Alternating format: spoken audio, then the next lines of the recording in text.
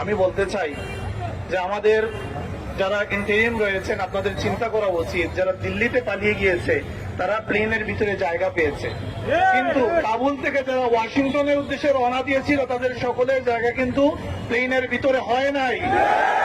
প্লেনের ডানায় করে পালানোর চেষ্টা করেছে, প্লেন থেকে ছিটকে পড়েছে।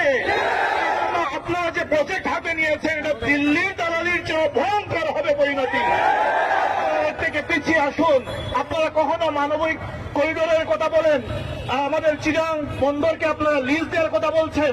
এখন যখন জাতিসংঘের এই মানবাধিকার কার্যালয় স্থাপনের প্রসঙ্গ আপনারা নিয়ে এসেছেন এবং আপনারা চুক্তি করে ফেলেছেন, তখন আমাদের বুঝতে আর দেরি নাই আপনারা ওয়াশিংটনের দালালিতেই লিপ্ত আছেন।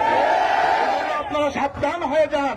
আমি বাংলাদেশের ইন্টারিম গভর্নমেন্টের উদ্দেশ্যে বলছি, আপনারা এই চুক্তি বাতিল করতেই হবে। জাতিসংঘের এই মানবাধিকার কার্যালয় উচ্ছেদ করতেই হবে। আমাদেরকে মানবাধিকার শিক্ষা দিতে পারে না, সমগ্র বিশ্বে অস্থিরতা অশান্তি লাগিয়ে রেখেছে। কোনো মানবাধিকার শিক্ষা দেওয়ার ন্যূনতম কোনো অধিকার তারা রাখে না।